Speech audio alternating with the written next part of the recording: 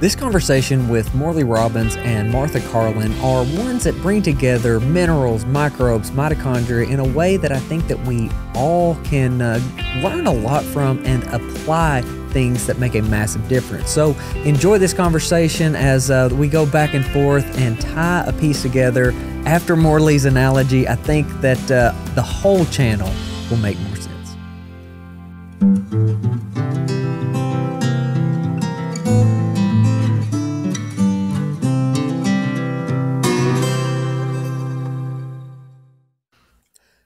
Morley, Martha, so glad to have y'all on again. I think, Morley, I think this is your third time. And y'all together, I think, are going to be for a very powerful conversation. And so as we just dive into here, I want to hit on that my belief, and I want y'all to pick it apart. I want you to say you're wrong or this is why you're right as we go through here. But my belief through the cancer journey I've had with my son is that disease is going to be an energy deficiency. And so what does that mean? To me, it goes into the minerals, the microbes, the mitochondria, right? All of them are interrelated. So if you would, Morley, you gave such a beautiful analogy about how we're looking at this. If you could do that and catch Martha up and lay out how we're trying to figure out what we've got in the room. Yeah, happy to do that. Dr. Liz and I read a book. It's a quote a day from Rumi, 12th century sage that he was. And there's one that describes some magi trying to describe, they're blindfolded, and they go into this room where there's an elephant, and they're describing different parts of the elephant. And one talks about this tree-like substance, and of course he's holding the leg, and another's talking about the spear, referring to the tusk, and another's talking about a rope, referring to the tail. And I think that's where we find ourselves. And so often there are a lot of talented people trying to describe what's wrong, how do we work our way out of this maelstrom that we're in. We've got a lot of illness out there, a lot of suffering. And everyone has a slightly different perspective, and that's good. That's very, very important. But I think we're all describing the same elephant, but we're describing different parts of it. And I think what has been a saving grace for me is meeting Martha, who woke me up to because I knew that minerals were the answer, right? until Martha, slapped me in the face and said, "Wait a minute, buddy, there's more to the story." And we've had, I don't know how many conversations she and I have had, enough to know that she's one of the great minds on the planet and has an incredible insight about the world of the microbes, which is that's where it began, right? And I think we love to tease each other about, was it minerals or was it microbes? It doesn't really matter. You can't live without either one. And then, of course, you're introducing the mitochondria, the vehicle for making energy. Well, what are mitochondria? Purple bacteria. So we're back to microbes. And I don't think anyone really knows when the eukaryotes hijacked the purple bacteria and took them hostage. But thank God they did, or we wouldn't be here. But I think we're really at the intersection. So we've got Morley and Martha talking about minerals, microbes, and mitochondria today. And it'll be a lot of fun to see how we can weave this tapestry to get people to realize that there really is an elephant. We're describing different parts of it. And it isn't just our perspective. There are some many great minds that you regularly work with. And I think what's needed is a crosswalk, which is what you're introducing here in this conversation. But we need to bring these great minds together to say, what's the path out of here to restore normalcy and homeostasis in humanity? I think that's really what we're up against. Perfect. So, Martha, can you give us kind of the main similarities between what you found with microbes and the mitochondria? Where do we see those similarities? Well, if you just go back to the work of Lynn Margulis, who put forth the hypothesis of endosymbiosis, that's where this concept came from. What's interesting about it, though, there is some debate. I've seen several different theories about, what was engulfed. Was it a rickettsia? Was it a purple bacteria? And maybe it was both. Maybe it was both, at different points in time. The mitochondria they have a double membrane. Bacteria, well, not all bacteria, but many bacteria have that bilipid membrane.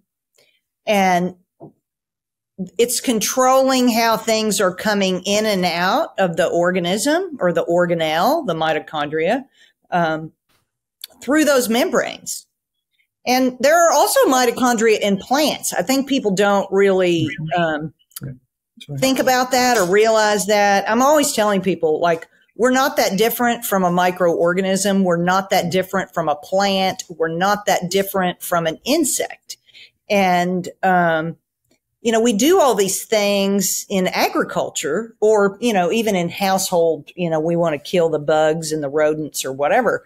We use all these chemicals, but if you start to look at the actions of those chemicals and antibiotics for that purpose, they work on, I was looking at something today, antibiotics that target the cell wall synthesis of the bacteria. Well, how do you think that affects the mitochondria? It's very, it's got a very similar membrane. And so you are targeting membrane production and then damaging the mitochondrial membrane production in that process. So, I could probably pull up a picture and show you endless little things about how they're the same. But essentially the mechanism of action of movement across the membranes and the double membrane is one of the key things of. And Logan, what's important to understand, and this is kind of brings this all into focus, is we're talking about the double membrane, and they're made up of phospholipids. Well, you can't make the phospholipids without copper. And so that's a good thing to know. And what I want to know, and this is a very sincere question that I have, is who's telling the organism or the organelle to make the membrane? And the bigger question for me is we have, in the average Homo sapien, we have 40 quadrillion mitochondria. So that's 15 zeros. That's a lot of mitochondria. Who's organizing that? Who's coordinating that? Who's keeping track of that? Somebody's doing it. Is it the hypothalamus? Is it some gestalt that we don't even know about? I don't lose sleep at night when I sleep, but if I did, that's what I would be thinking about, is who's organizing all this? And that's within one person, and much less across a community, across a country, across a planet. I find that fascinating. Who's organizing all this? Maybe it's the microbes. Maybe it's the microbes, absolutely. No, it could be the rhizosome. Who knows? I think that's what's really important for people to realize, the order of magnitude of what we're talking about here. On the mitochondria topic, so it is my understanding, based off of the work of Doug Wallace, that we get our mitochondria from our mothers, correct? So in looking at the mitochondrial DNA, that to me seems like such a more productive area to be looking at in this whole, healing the mitochondria and overcoming chronic disease. What are your thoughts on that? No, I think that's his genius. I would have thought he'd gotten the Nobel Prize by now, but hopefully he will get that before he moves on. But what I do worry about, another thing to worry about, is the distortion of obstetrics around iron and vitamin D, and the absence of information or concern about copper status, magnesium status, and vitamin A status. Because copper, magnesium, and retinol, vitamin A, are the polar opposites of iron and vitamin D. And when you get into the literature, it's very clear what's important for a healthy fetus to develop, to have healthy brain function. You got to have copper, magnesium, and retinol. It's not complicated. So as it relates to mitochondrial formation, and it's the mitochondrial DNA that's actually inherited from mother to child. The healthier the mother, the healthier the offspring, right? And it's a really good thing my kids got their mom's DNA, because mine wasn't. They were all really gifted athletes. I'm a couch potato, so they didn't have to worry about me. But the thing is, I think we've lost sight of this energy quotient that you're seeking to understand and really master. And that's really where it's at. The way I look at it is that there is a blueprint that runs the human being, but it requires energy. And the blueprint knows exactly what to do. The immune system responds to that. The metabolism responds to that blueprint, but it needs energy to bring it to optimal function. And that's where we're at a deficit right now, is that people don't realize how important the microbes and the minerals are for optimal energy production. Well, I would just add on the mitochondria, they are more the epigenetic regulators. So changes to environment, the mitochondrial genome is changing relative to environmental factors more than the nuclear genome. And then it's communicating with the nuclear genome.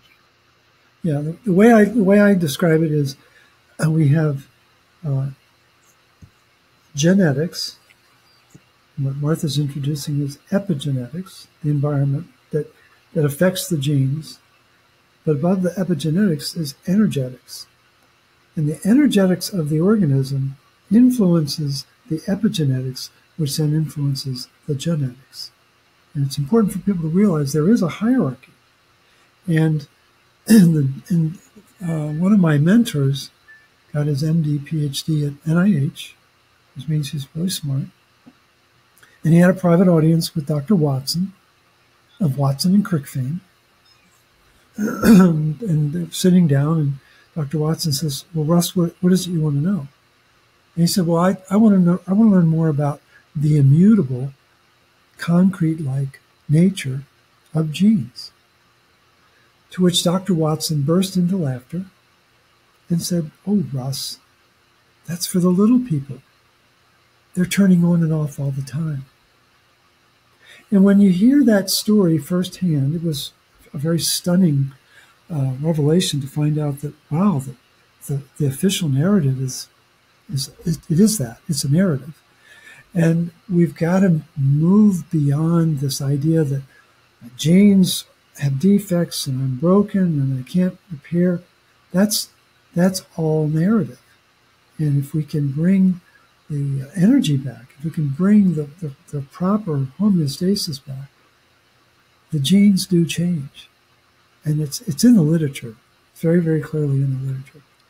I've sometimes make the argument that it's not just energy production in our mitochondria, though, because the microbes are making energy. And if you have a well-performing, healthy microbiome, it is producing the molecules of energy and kind of feeding and informing, I think, the mitochondria. It's delivering the minerals. It's kind of making the whole show run properly. And so, like, for me, it almost always goes back to the microbes. When something comes up and we're looking at a problem, I can go tie it back to the microbes and what they are or are not doing, or who is there or who is not there.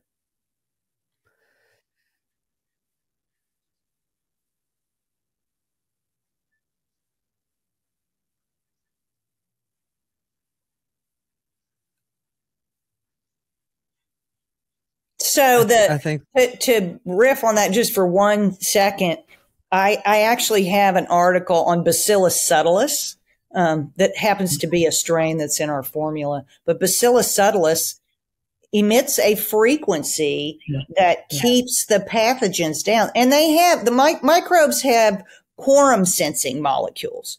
And so they are putting out these molecules, and they're all kind of sensing, okay, who's here? What should we do now? It's so, like, for me, how would the mitochondria be any different? Maybe they're quorum sensing the microbes in our so gut. I want y'all to tell me where I'm right or where I'm wrong with this, because I think this is extremely important to try this together. It is my understanding, because we're told that, in 7th grade science class, that the mitochondria are the power plant of the cell. That's what they do. They produce ATP, and then that's it, right? But we know that it's so much more, right? Based off of what y'all said. So I'm trying to bring it back a little bit.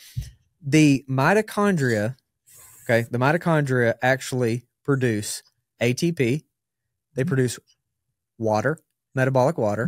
They produce CO2, and they produce light, right? So if that is accurate, and what you're saying, Martha, is the microbes have a very similar thing, and we brought in frequency. I want y'all to define frequency when I'm done. But if the mitochondria are producing all those things, and not only that, but they have chromophores, right? Let's tie that together with the bacteria. And so let's define frequency, let's define chromophores, and then let's say, what is it in the parallel that the microbes and mitochondria are both doing that we think lead to energy generation? Well, what's in the literature is that 90% of the energy is being produced by the mitochondria. I think what Martha's introducing is a whole nother dimension of expression of energy, if you will. And what it really relates to, I think, is pH. And there's a fun way to view pH. And I learned this from Jerry Tennant, very gifted physician down in the Dallas area. Healing is voltage. But he puts it in a bell-shaped curve. And so you've got the bell-shaped curve, and then below it put a rectangular box and have a diagonal running from 1 to 14. And in the middle is 7, and the peak of the bell-shaped curve is at the pH of 7. Well, what happens at the pH of 7? Oxygen, the oxygen molecule, can become 2 molecules of water at complex 4 only at pH of 7. And so you have the optimal expression of ATP is at that pH. And as soon as the pH drops off, either acidic or basic, doesn't matter which way it goes, energy production is down. And what happens when energy production comes down? The pathogens wake up. They're energy vampires. They're not feeding off of your energy. They're feeding off of your lack of energy. They are actually feeding. Some of them are feeding off energy. And I'll say that because so you have microbes that run the TCA cycle forward, and there are microbes that run the TCA cycle backwards. And so you can end up with a feudal energy cycle where these substrates are feeding in one direction and back in the other and not producing energy because you've got the TCA cycle running backwards. Right. Anyway, but the thing sorry. is, when the body, no, it's an important distinction, but the body, under ideal conditions, is supposed to be at a pH of 7 inside the cell, creating this metabolic water, as you call it. But the mitochondria are not just doing what you laid out, those four dimensions that you laid out. It's recycling iron. It's recycling amino acids. It's recycling calcium. There's a lot of activity taking place in the mitochondria that people don't even know about. It's acting like a bacteria. Yeah. I mean, bacteria do so many different things. Right. I think probably we have yet to discover all the capabilities of the mitochondria because... No question about it. But the thing is, they refer to them as power plants because they want to niche your thinking that that's all they do. But Martha's right. They have this totality of activity that we're not even aware of. And I would argue that it's probably energy dependent. But the thing is, when the pH is at 7, you have optimal frequency, but let's spell it differently. Let's spell it PHRENQUENCY. So then the pH is what's driving the buzz, the vibration that is so important. And we can't see it. Looking at you two right now, I don't know that your vibration's right. But what I do know is that there are 5 dimensions of tissue integrity. 5 dimensions that I've at least been able to identify. One is color. Second is energy, frequency, the buzz, function, and signaling. And when tissue is able to perform all 5, you have optimal tissue integrity. Now, guess what all 5 of those have in common? You got to have copper for all 5 of them. And so what's missing in the world right now is, the heart is supposed to be red. The gallbladder is supposed to be green. The liver is supposed to be brown. And the spleen, the hidden organ, is supposed to be the color of an eggplant, a very vibrant purple. And when I was sharing that information recently in a class, one of the students who's a surgeon said, Morley, I've never seen a purple spleen. And suddenly we were thrust into this realization that, well, we don't have a way of looking inside our body. And you're very focused on melanin and the importance of melanin for a lot of different reasons, not the least of which is, am I the right color? Am I expressing my color optimally? And who are the people that have the most melanin on planet Earth? People with jet black hair. Anyone with black hair needs 6 times more copper in their diet in order to support the melanin production to produce the jet black hair. Not my idea. The Japanese came upon that back in the 60s. I can't find the study, but I'm getting closer. But the thing is, the animal farmer, Pat Colby from Australia, she writes about it in all 4 of her books about natural goat care, cattle care, sheep care, and horse care.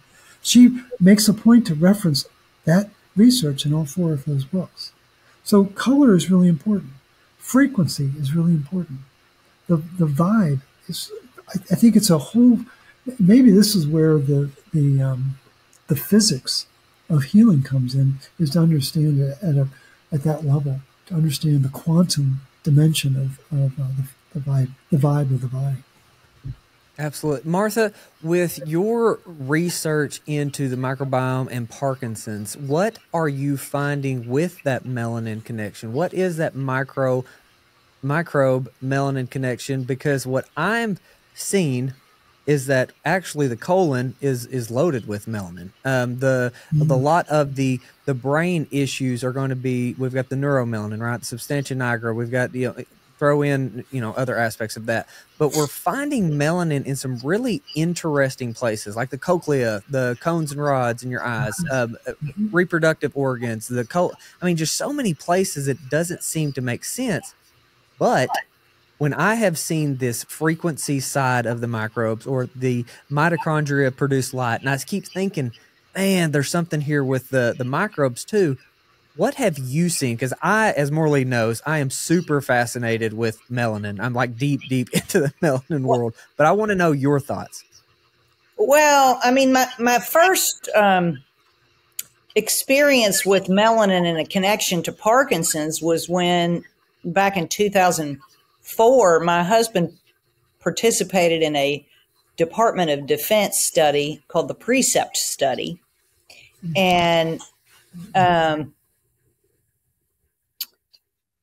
one of the things that he had to do while he was in that study taking that drug, and I think if I remember correctly, Morley, I told you, was it a tyrosine kinase inhibitor? Mm-hmm. Yeah. And he had to go get checked for melanoma every quarter. And I thought, well, that's kind of strange. And that actually sent me looking at I have several large texts on melanin and the different melanin maybe you know, but there are so many different melanin molecules. I have one book that is this thick. And so, but I look at my husband and the prevalence of Parkinson's. So historically, the prevalence of Parkinson's has been lower in African American population and higher in like Northern European, paler skinned people. And when I sort of went down the melanin rabbit hole of different populations, the melanin was brought inside. The production of melanin was brought inside because they didn't have the sunlight and the ability to make the melanin in the skin. So that's sort of an oddball sidebar. But in people with Parkinson's, I don't know if you're aware of this, but so solid tumor cancers, people with Parkinson's, Alzheimer's, and Down syndrome do not get solid tumor cancers at the same rate as the population, but they get immune system cancers. And melanoma is an immune system, considered an immune system cancer. So, I mean, there's a lot of tangled pieces around that, and I could have probably dug into my books before I came here if I knew you wanted to talk about it, but it's probably been 4 years since I've really read deeply in those books. But I did send Morley something last week, and he can probably add to the conversation if he read it.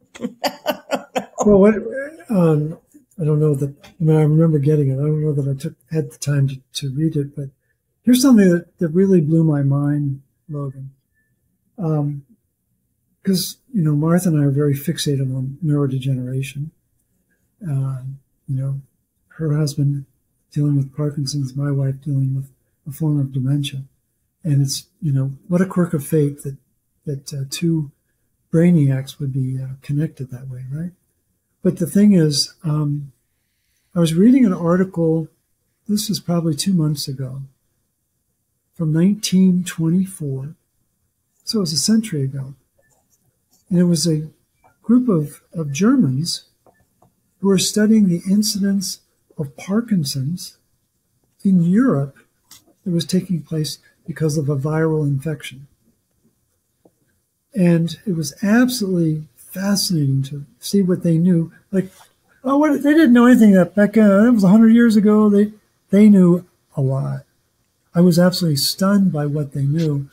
And what they were, when you get into the melanin side of the brain, as you're wanting to do, you've got the substantia nigra, mostly black, substantially dark. So to give the listener an order of magnitude of what we're talking about,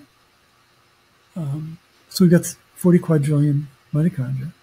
Average cell, 500 mitochondria. Liver cell, 2,000 mitochondria. Kidney cell, 4,000. Heart cell, 10,000 mitochondria. Mature egg in a woman's body, 600,000 mitochondria. And then the most populated region of the body with mitochondria are the neurons of the substantia nigra. 2 million mitochondria. Now there's 980,000 neurons in the substantia nigra. How do they know this stuff? I have no idea. I just have a ability to remember some of this stuff. And when does Parkinson's get diagnosed? When 2/3 of those 980,000 neurons are no longer living because the mitochondria ran out of gas. And so there's all sorts of controversy about those mitochondria are making dopamine. There's different theories about what that's all about. But what I think everyone does agree on is that iron accumulates in those neurons because ceruloplasmin, the master antioxidant copper protein, is either not available or it's been oxidized, so it can't regulate iron properly. So back in 1924, they were talking about the substantia nigra. They knew that's where the iron accumulation was taking place. But here's where it really gets fascinating. They were talking about the pars oblongata, not the pars compacta. And they were talking about the fact that iron does not accumulate in tissue that has melanin. It's fascinating to think about that. That there's some, maybe it's a magnetic force, I don't know. I have no idea what's going on. But the tissue that has melanin doesn't accumulate iron.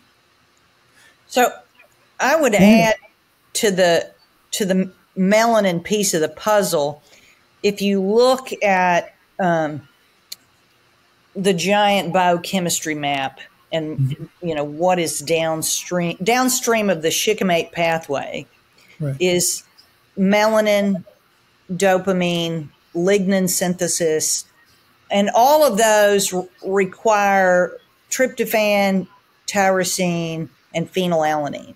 right. And all of all of those pieces are disrupted by organophosphates. Are those the aromatic amino acids? Yes. So the aromatic amino acids are disrupted in that production process. And if you look at, I have a textbook on the shikimate pathway, and it's a couple inches thick, and it's got hundreds and hundreds of enzymes and metabolites that are in that pathway, and melanin being one of those. So, just kind of go back up. It's not just glyphosate, it's all the organophosphates that have an impact on that, and they impact it partly due to the chelation of copper. Right.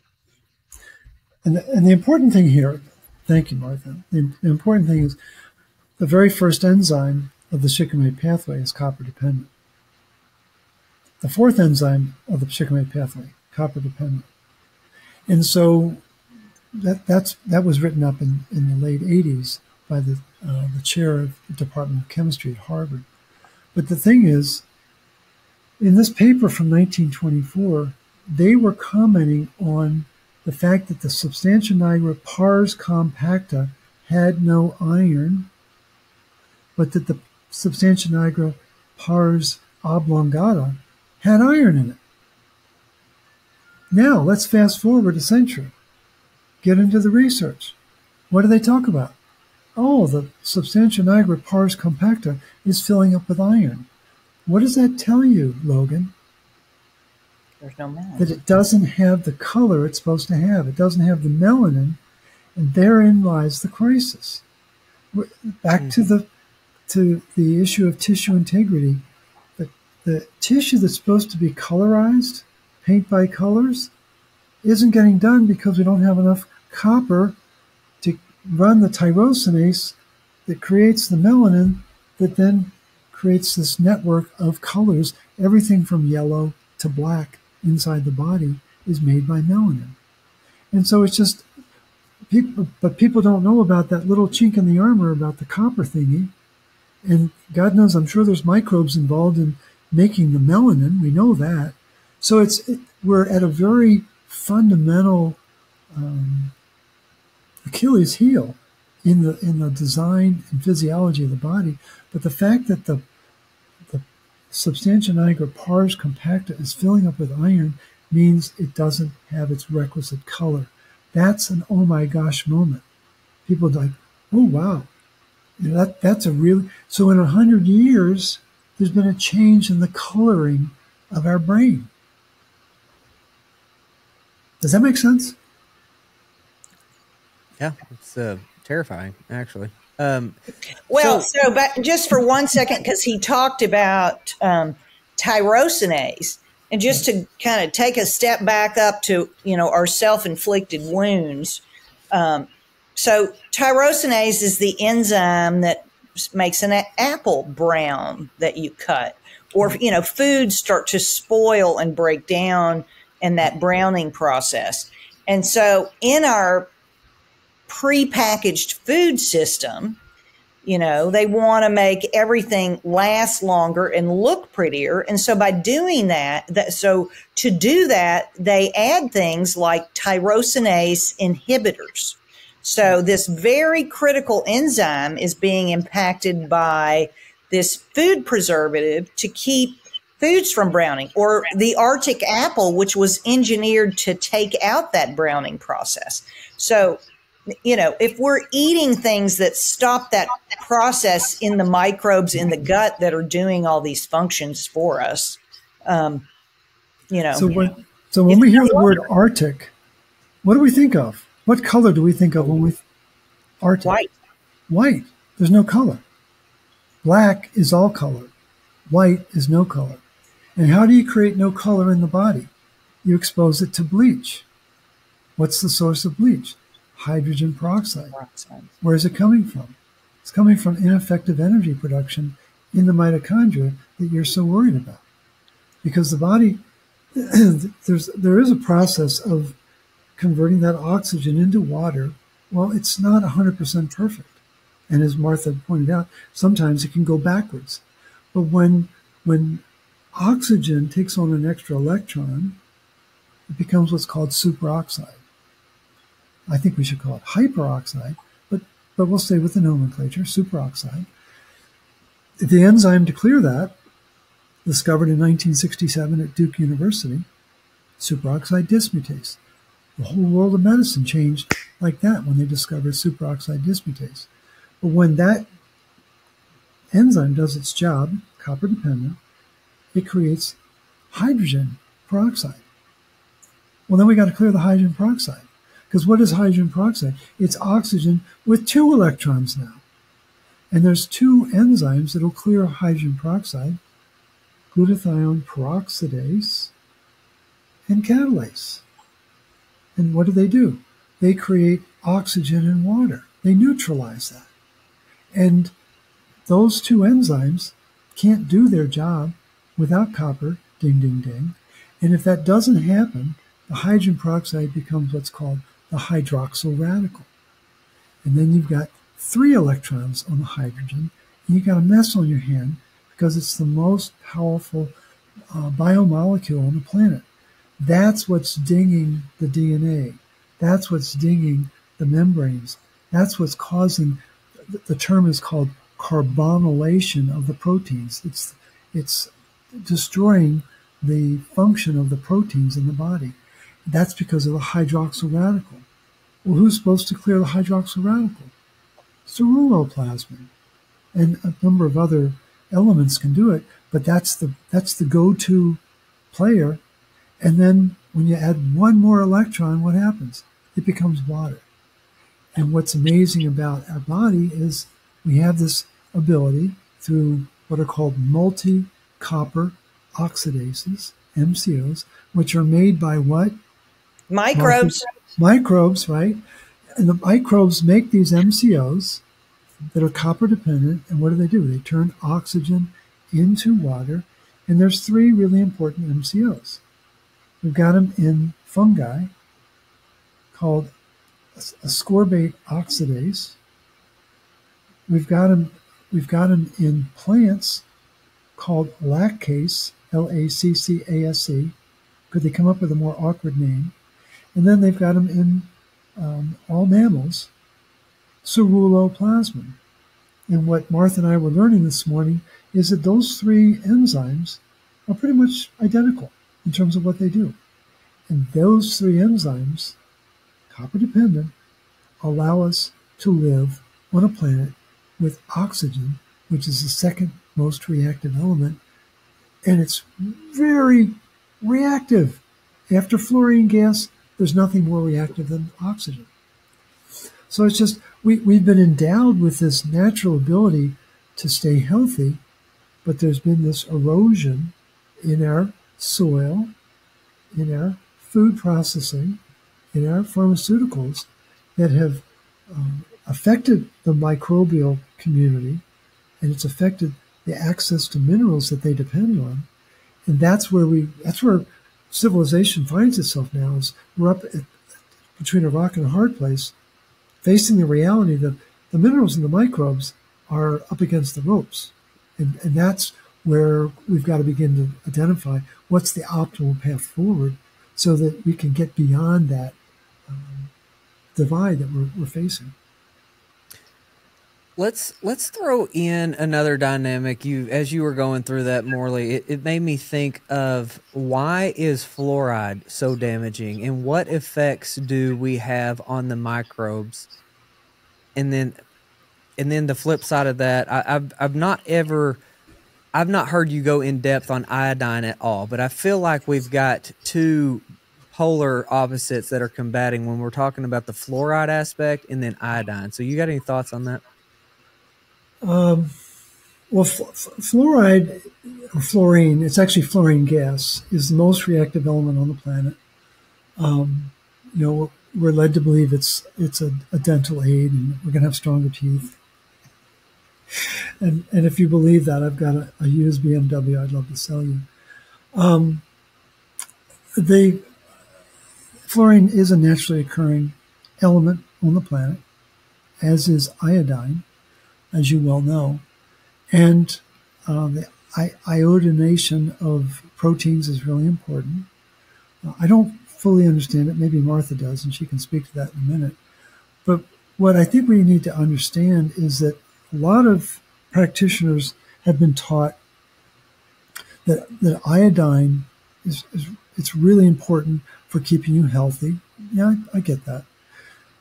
So you have two ways of dealing with ferrous iron naturally.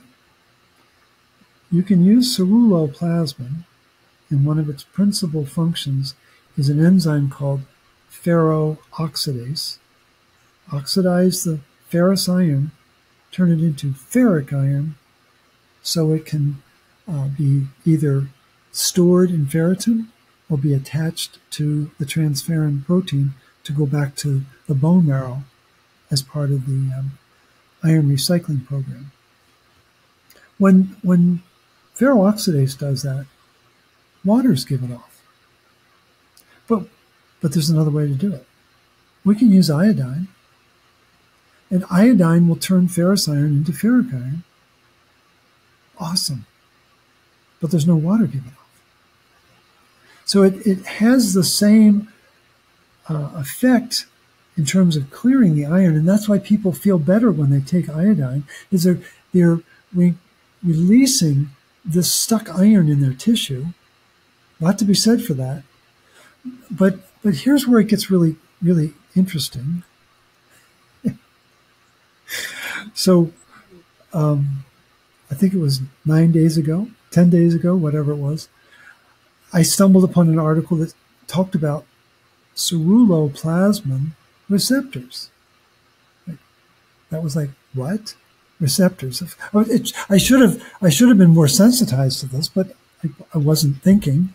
Well, of course they're receptors. They're probably made by microbes, right, Martha? But the thing is, our tissue has receptors for the ceruloplasmin. And so why is this important? Well, there's a series of cells lining the blood vessels called the endothelial layer of cells. It's just one cell layer in thickness. And this particular study was from 1984. So it doesn't count because it's so old, right? It's 40 years old. Why are you wasting your time? And so they were studying the number of ceruloplasmin receptors on each endothelial cell. Now, what stunned me, what stunned everyone that I shared this with, is that there was 470,000 receptors on each cell. How do they count that? That's what I want to know. How do they? Yeah, how do they? I don't. Yeah, it's like how do you count that? So 400,000. So it's 100,000. It's a lot. It's a lot. That's just each cell has that. Then they compared it to the number of receptors on the cardiomyocytes in the heart tissue. The heart muscle cells are called cardiomyocytes. Well, it turns out there's 5 times more receptors in the heart muscle cell than the endothelial layer. Well, what's important to know is there's something called endothelial dysfunction. How does it start? Oh, it's a buildup of iron in the mitochondria of the endothelial cells. And what's missing? What's missing is ceruloplasmin, able to dock on the receptor, download copper into the cell to make sure that the iron can get out the back door called ferroportin to get back into the recycling program. Well, no one knows about that, right? Everyone knows about iodine.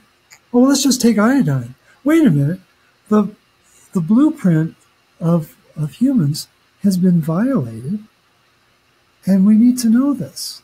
And what I'm wondering, what thought came to me today, we haven't had a chance to talk about this, Martha. I'm wondering whether the medications that we're being exposed to are burning out the receptors and that they're no longer able to function the way they're supposed to function. Because if they're that heavily populated throughout the tissue, that's an oh my gosh moment. And so I realize how important iodine is, but I think ceruloplasmin is on a completely different plane above iodine, and we've been distracted with the fluoride, iodine, and here's the other piece of the puzzle that I think is important for the listeners to understand. And I never can remember whether does iodide become iodine or does iodine become iodide. And I'm sorry, I can't think remember. iodine becomes iodide. It's very confusing. But here's the catch. With oxygen. Right. You got to have copper to make that conversion of iodine to iodide or iodide to iodine. You can't do it. You can't do it without copper and oxygen. And so why don't we go back to the original programming and get the copper and the microbes back to where they're supposed to be and stop worrying about this synthetic form of iodine it's doing a job, but it doesn't have integrity. Ceruloplasmin, that's got integrity. That's what I think we need to begin to embrace, is that we've been turned into synthetic beings. And what's the granddaddy of all synthetic drugs? The very first 100% synthetic drug crafted in 1876 at BASF Industries, methylene blue. That was the very first. It was a dye. And guess who owns the patents on all the colors? Big Pharma. Maybe these colors are really important, right? They must have energy attached to them. And so I appreciate the role that iodine plays. I think we're losing sight of the way we're supposed to operate as a species, both at the macro level as a being and at the micro level that Martha's swims in daily and understands how to restore that. Well, I'll just add on any element that you put into the microbiome is going to have effects in the microbiome. And, iodine is used to kill pathogens. And then, fluorine, back to electrical charge and oxidation states. I mean, it is I think it's like the most electronegative element Right. on the periodic table. Absolutely. So, you know, these. It loves That's a big deal. That's a Well, big deal because it's kind of a wrecking ball moving around this system. Just, You know, just I to think build them that's up, really Martha, important. hold on real quick. Iodine takes iron away from microbes. That's what kills them. It isn't that it kills the microbes, it's taking away their feeding trough. That's what people need to understand, that iron, this iron thingy that people think they need more of, feeds the pathogens. Exactly. Feeds the pathogens. And the body's mechanisms for, you know, sequestering. There are all these sophisticated mechanisms for microbes to acquire iron and copper and for us to keep it away from them. And it's really interesting because Morley and I've had a number of conversations about there's a desulfovibrio, which is found to be more prevalent in people with Parkinson's. It's a hydrogen sulfide producer. Well, hydrogen sulfide happens to be, if you go back to the nutritional studies, when they are depleting copper in the animal models, they put hydrogen sulfide into the diet of the animals to deplete the copper. And then another microbe that is elevated in people with Parkinson's is an archaea, Methanobrevibacter smithii. And, you know, basically that's a methane producer, but it makes a methanobactin that chelates copper. So, you know, there's a ongoing battle for the elements in our gut every day, and it interacts within the system in a lot of ways that people don't fully appreciate. But it, you know, just like with the hydrogen sulfide, it comes back to copper. Yeah. And the battleground, as you well know, Logan, is the soil. Because the same battle is going on in our soil, and by using all these chemicals on the soil and the plants, we've killed the microbes there that are delivering the nutrients at the, you know, at the root system. And, you know, the plants are not nearly as nutritious as they used to be because the microbes aren't there to deliver the nutrients. Yeah. So before we go there, I definitely want to go into the soil and the food, but you hit on the electrical component of health of the body and how fluorine is a wrecking ball, right? So when looking at, say, redox, and what I have come to understand on cancer cells have actually a pretty narrow voltage at which they survive and thrive in. So where then, Morley, does copper play into this redox conversation? And then, Martha, if you can follow up with that, anything that correlates redox and microbes, I'm fascinated. Well, redox is what runs biology. Reduction, oxidation, the movement of the electrons. And who studied this more than anyone was Otto Warburg. He was obsessed with it. And he was very clear that cancer is very simple. It's basically, it's early life form metabolism. It's taking, it's using the most basic mechanism to make energy that you can have. So the way I look at cancer is that you're just moving the organism back to early life form metabolism. And what's taking place in the cancer cell is there is an accumulation of iron. There is an accumulation of zinc. And what is confusing as all heck, and I haven't read the article yet, but I finally found an article this week, Monday, that talked about why copper gets wonky in the metabolic state, in the cancer state. Because what is copper really trying to do? Copper it's trying to create new blood vessels. It's trying to get access to oxygen. not to spread the cancer, try to restore metabolism to aerobic metabolism. Basically, cancer is anaerobic metabolism. It's the epitome of anaerobic metabolism. So it's without oxygen. And Warburg never coined the phrase. It was attributed to him, but he didn't coin it. People have heard of the Warburg effect. And what is that? The Warburg effect is that the organism, the tissue, is using anaerobic metabolism in the presence of oxygen, which makes no sense at all. But there are people who've been trying to figure this out. And Hammerling, in 2016, I believe is the year he did this, he was able to explain that the Warburg effect is caused by a lack of retinol at a very critical juncture in the mitochondria. So you have 5 complexes. The first 4, 1 through 4, are what are called the electron transport chain.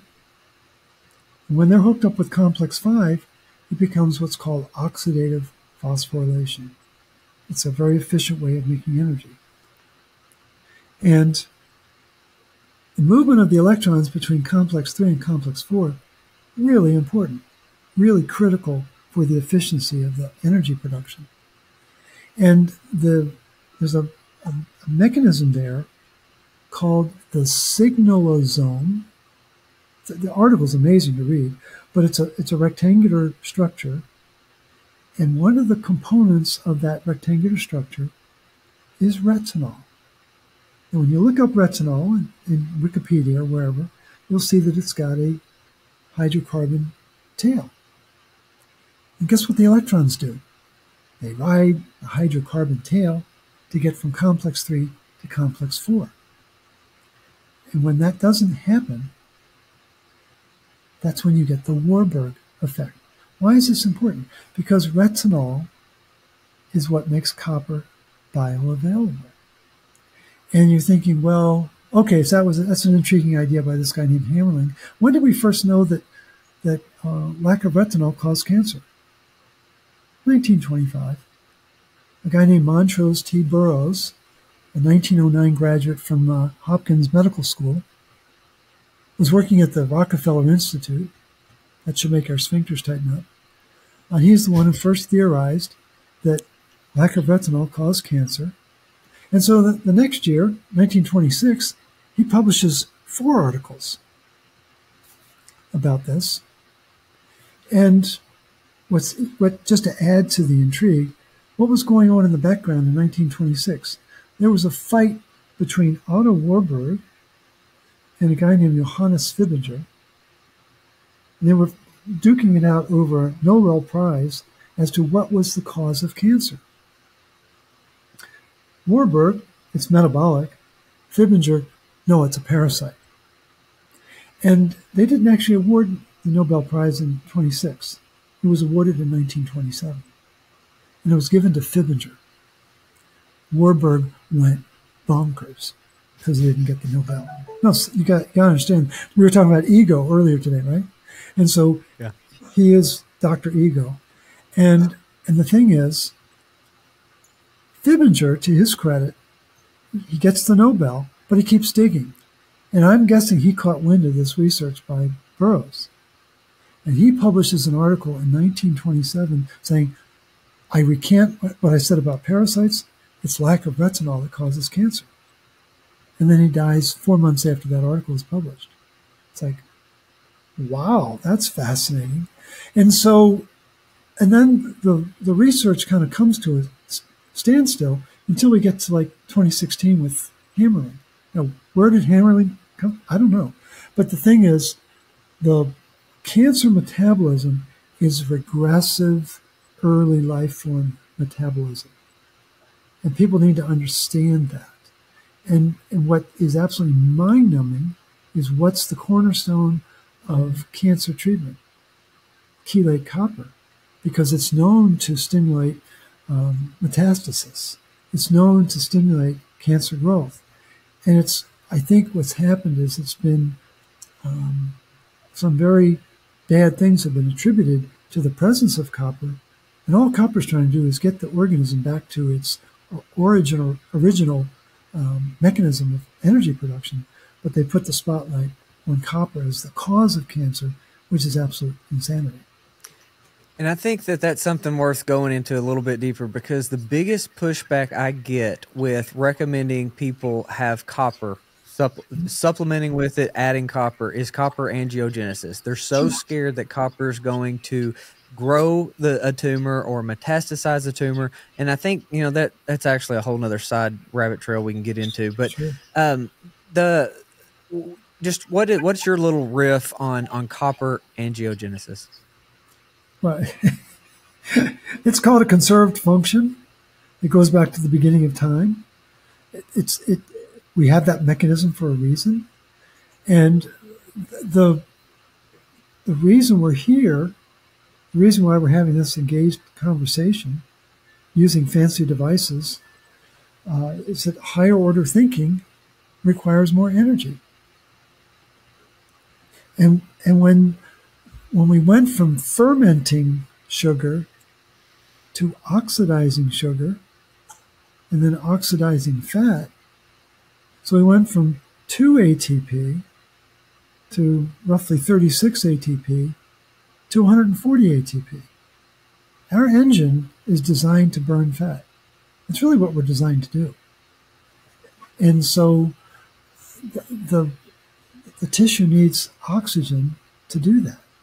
So to me, angiogenesis is a good thing. People who are worried about cancer need to worry about their iron status. And more fundamental to that, they need to worry about their copper status. Because if copper is down, iron is going to be high. If iron's high, I can assure you that it's going to interact with the oxygen in the tissue. It's going to cause rust. And the reason, one of the most important attributes of copper is it's the only element on planet Earth, the only element that can work with oxygen and iron and not create static. And that's why we're here, because of the power and the intelligence of the copper enzymes and the microbes making them happen, but allow that regulation of oxygen and iron so that they don't get out of control. And is there evidence that they're out of control? Yeah. Lack of energy and the rising rate of cancer on the planet right now tells us there's a serious problem. Martha, you got anything you want to add to that? Well, I say to people all the time that we live on the razor's edge. Mm-hmm. And so, yeah, angiogenesis is a good thing, but not all the time. So Parkinson's or neurological diseases sit on one side of the razor's edge, and cancer is on the other side of the razor's edge. Sure. But glycolysis is involved in both. At the very beginning of when I founded the Bio Collective, I went to a Hanson Wade Microbiome conference, and it was early enough in the industry that people were sharing a lot of groundbreaking ideas and stuff. They don't do that so much anymore because they want to own it all and they don't want to share things. But at that time, there was a company researching the microbiome and a protein called P53, which is lower in cancer. And so they wanted to raise the amount of P53 through the manipulation of the microbiome. Well, P53 is actually quite elevated in Parkinson's, and it is called the guardian of the genome. So I think in terms of, walking that razor's edge, and I'm a firm believer in the importance of copper, but I still believe so much goes down to the microbiome and the toolkit that you have in your microbiome that keeps you in that equilibrium on the razor's edge and not on one side or the other. I think what throws us off on the razor's edge is iron. People have no idea how much iron they have in their body. We've been iron fortified the entire time we've been growing up. People don't realize how much iron we've been exposed to and how little copper we've been exposed to. And we've been taught to fear copper and embrace iron. And it's absolutely antibiotic to think that way. It's anti-life to think, oh, I've got too much copper and I need more iron. People don't understand how brainwashed we are relative to those two elements. Well, and so P53, it's known as the guardian of the genome. It's known as tumor suppressor, but it is also associated with iron homeostasis. Right.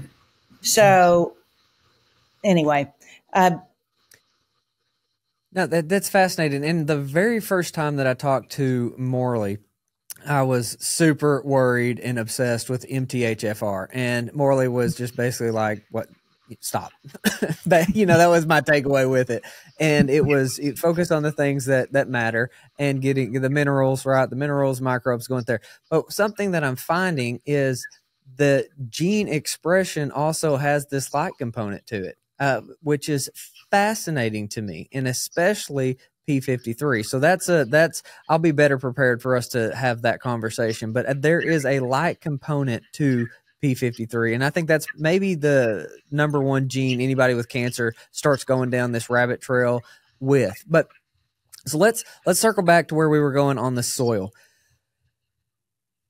We have to figure out how to get copper back in us. And I think there's different ways, right? We can supplement, but if in the context of this conversation, how do you get copper back in the food system, right? And so I work with a lot of farmers. I work with a lot of the greatest minds in regenerative agriculture all the time.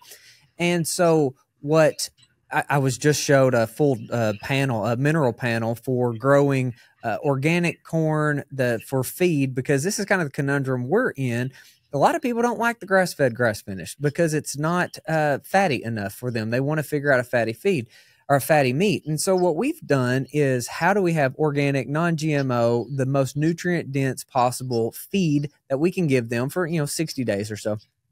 And so adding copper sulfate, adding a Redmond conditioner, a fulvic humic mix, building that up has made a massive difference. And Morley, I was going to take pictures and send that to you because I was super impressed with the content after the foliar feeding and then building the soil. And so this is also having cover crop. It's rotationally grazed. I mean, there's a lot of things going on. But Martha, what are you seeing on the soil microbiome that we can do to make the bioavailable minerals even better? And is there a fungal component with that aspect? Well, so, the fungi and the microbes cross-feed each other, and they're working at that root interface. But what's happened with all the chemical farming we've done is we have depleted that whole microbiome of the mycorrhizal fungi and the microbes themselves. Now, we have, through our Ancient Organics Bioscience company, developed a formula of 8 microbes that actually breaks down glyphosate, restores the respiration in the soil, and I'm going to call it a terrain shaper, because what it does is, in the test that we've done, is it enables the other microbes that have been dormant to come back to life. So you get much more diversity and flourishing in the soil microbiome. And so that's really been our approach, and the work we've been doing with Don Huber, starting back in 2022, looking at cabbage and the cabbage that lost its structure. So again, the production of lignans requires that shikimate pathway to function properly, and it requires minerals. And what we found was glyphosate was binding up boron, manganese, and copper. and then the cabbage was unable to maintain its long-term structure in the sauerkraut. And so what happens when you're able to break down the glyphosate, then those minerals become available again, including, the phosphorus that's been locked up in the soil. So you can use less fertilizer. You can have a healthier soil microbiome, a higher crop yield, and it will start to feed the fungi as well. So you build that, the bacterial microbiome is going to then feed the fungi, and they start to build their web again. One aspect that we're super focused in on is range land, pasture land, because those typically are more bacterially dominated than fungal. And so, in talking with Alan Williams, Gabe Brown, Joel Salatin, Ray Archuleta, and even Stefan Van Vliet at the Utah State that's into the metabolomics of it, it's how do we create these extremely diverse pastures with, forbs and grasses, everything. That way we've got these compounds in the meat, right? The polyphenols, because the whole vegan argument that you can only get these in plants is out the window now as you start looking at Dr. Stefan Van Vliet's work.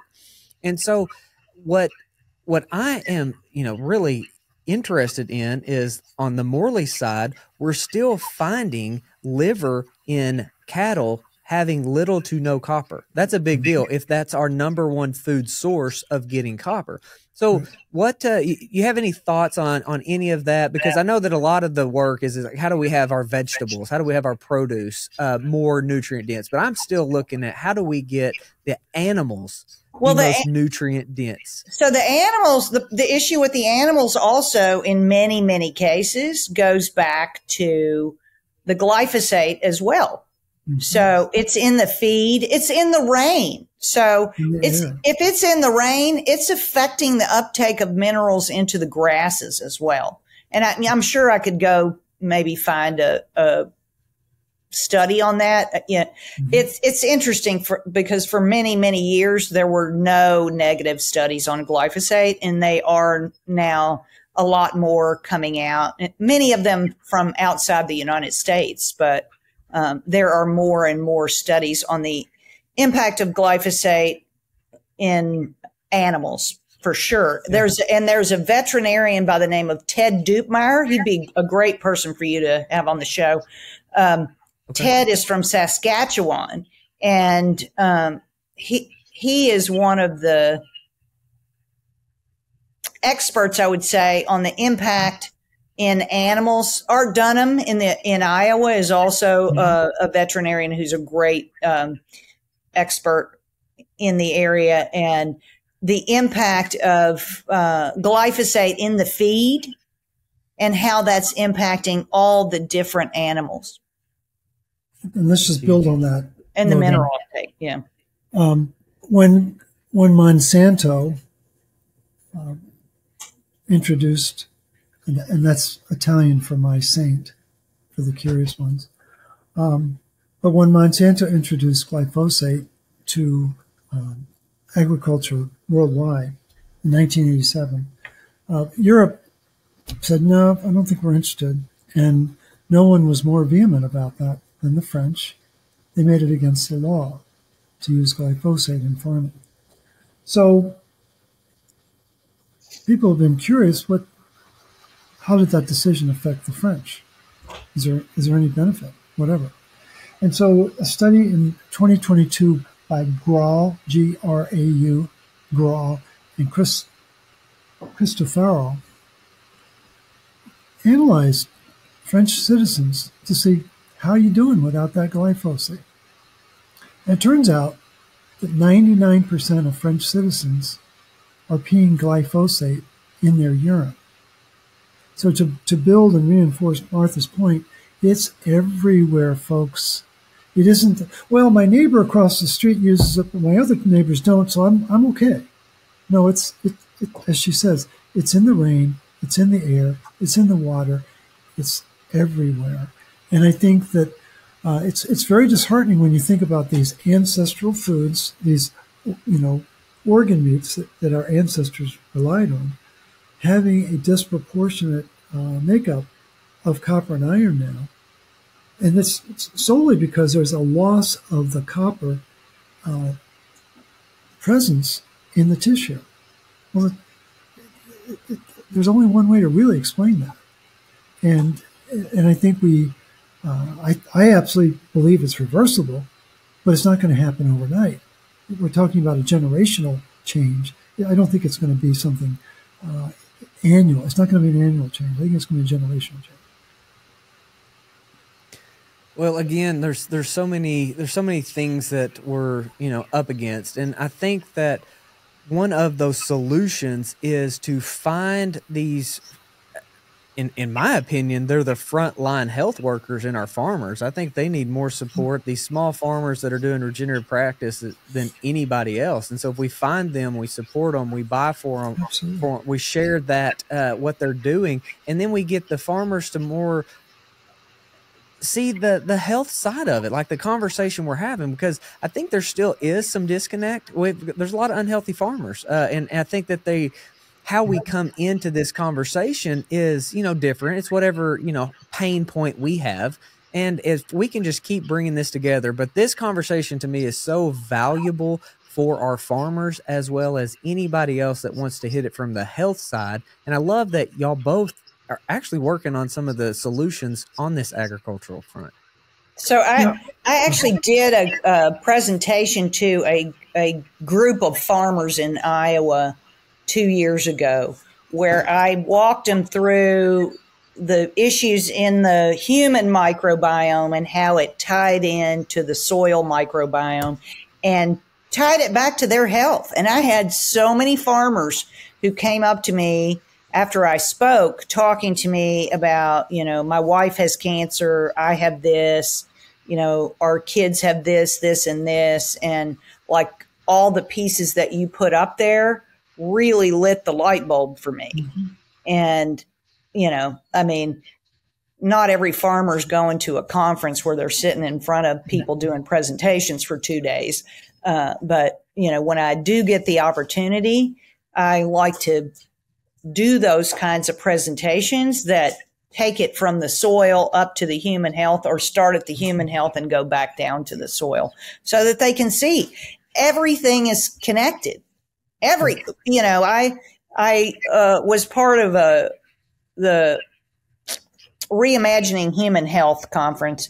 And, one of the things I said there was, we've kind of become this society of thinking, oh, well, it's just a little bit of this, or it's out there, it's not bothering me. It's, it's my neighbor. It's just a little, it's not inside. And what's out there is in here.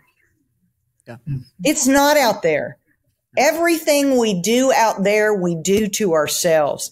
And so we've got to start thinking again from, we have a death perspective on things, like kill the bug, kill the insect, kill the weed, kill the whatever. And we have to go back to a life affirming culture. And culture is also an interesting term, because what is fermentation? It's a culture. You're building this robust, rich culture of life. So, we've got to get back to thinking about how we are supporting life, and less of a focus on just killing and just money. If we support life, we will make money. Mm-hmm. One of the phrases we use within the root cause protocol is ignore the enemies, ignite the energy. And let's focus where you started this conversation. But here's the disconnect. A couple of weeks ago, I was talking to an 83-year-old Amish farmer, former farmer. He had retired, but he has kidney cancer. And I was curious to know how this happened. I said, did you ever use chemicals? He said, oh, yeah. I said, couldn't do it without it. I said, did you use glyphosate? He said, absolutely. I said, did you think was that a good decision? He said, well, Morley, you don't understand. We couldn't afford it any other way. And I was suddenly struck by this clash of culture, because when we picture the Amish, we're picturing that those are the most healthy, natural, doing it the way our ancestors, and so they're using the chemicals, but it was for economic reasons. And I think we're up against a big debate as it gets into the broader farming community, is how can we make this transition to a more natural state of, as Martha pointed out a while back, healthy produce, you don't need to treat it the same way. If it's got the nutrients that it needs to be vital, the tissue has integrity, right? And that's what I think people have lost sight of, the fact that tissue integrity is in the soil, is in the plant, is in the animal, and in the human. And we need to get back to that realization that we've lost sight of the integrity side of the puzzle, and we're suffering mightily because of it. I know we hammer big pharma, right? But in my view, in my experience, big food is literally no different at all. And I don't think that we can have nutrient dense food. And like, I own a farmer's market. This is what I do for, a living. I don't think we can have nutrient dense food. I sincerely don't, without cultivating local and seasonal food. I just don't think it works, because what you're going to come into, just like with the Amish farmer, you've got to have something that you can ship. You've got to have something that looks a certain way, that holds up. And guys, that the logistical aspect of food is so difficult and so challenging. I don't think that that's something we talk about enough. So what, Gabe Brown and Alan Williams are doing with Regenify, that to me is a huge part of this solution. They're teaching it, they're certifying it, they're giving us something we can trust. But I think that even we have the opportunity with them to have these solutions that they may not know about. With how do we build the soil in a way that it makes it faster, right? And if we can you can convert a conventional farm to a productive regenerative farm in 20 years. Well, how do we cut that in half? How do we cut that into a quarter? How do we speed up this process to get this nutrient dense food? Microbes. And then focus on the local and seasonal. Microbes support the life of the microbes in the soil. It is the microbes. No microbes, no life. Period. And just make sure they got their batteries. They need their batteries. And the batteries. Got to have the minerals. Got to have the minerals. Guys, I have thoroughly enjoyed this. I look forward to the continued conversations. I appreciate y'all's friendship more than you ever know. The information, resources that y'all have sent my way have been huge. And so just thank y'all for taking the time. And again, thank you for your friendship. Thanks for the opportunity. Thank you. Thank you for joining us in the Sowing Prosperity mission. If you like this content, like and subscribe, share with your friends. Be sure to check out sowingprosperity.com. Sign up for the email. We've got so much more work to do.